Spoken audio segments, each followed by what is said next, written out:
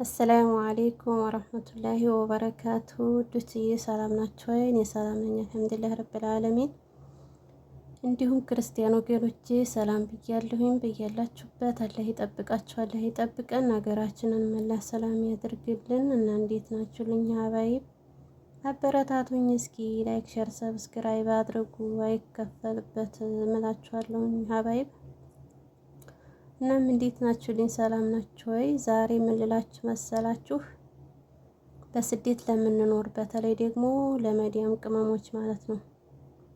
እሱም በትንሽ ነገር ቶሎ የሚከፋን ወይም የሚያበሳጨን ምን ይመስላችኋል?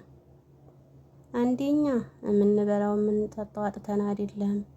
ሁለተኛ የምንለብሰው አጥተን አይደለም።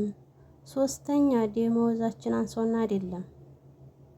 እኛን የሚያበሳጨን የሚከፋን በትንሽ ነገር 15 ዓመት ሙሉ ተመሳሳይ ህይወት ስለምንኖር ነው። እሱ ምንድነው? ጧት ተነስተን በረኪና አይናችንን የምንገልጠው በበረኪና ነው። ምክንያቱም ሽንት ቤት ማጠብ ማለት ነው። እኔ ይህን ስል ስደትን እያመረርኩ አይደለም። ስደት አልሐምዱሊላህ ረብል ዓለሚን በዲናችንም ቢሆን ብዙ ነገር አስተምሮናል። በኢኮኖሚም ቢሆን ብዙ ሰው ተቀይሯን፣ አልተቀየረም፣ ወደፊትም አይቀየርም። እኔ ስደትን እያመረርኩ አይደለም። ሲጀመር ሀገራችን ነው የወጣነው እኮ አንደኛ ራሳችንን ለመቀየር፣ ሁለተኛ ደግሞ ቤተሰብንም ለመቀየር ነው። ግን እሳ ስደት እድሜን ይበላል።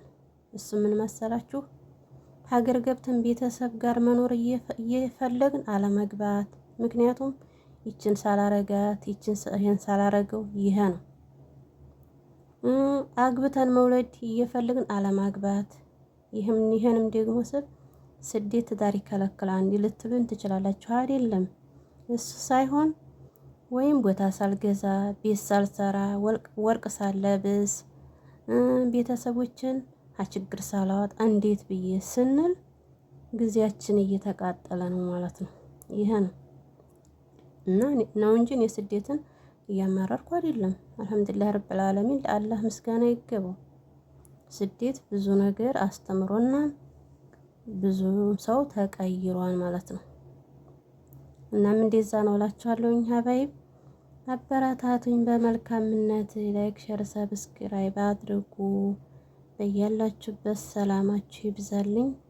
አሰላሙ አሌይኩም ወራህመቱላሂ ወበረካቱ። አስተያየታችሁን ኮሜንት ላይ አስቀምጡልኝ። እሺ ሰምታችኋል።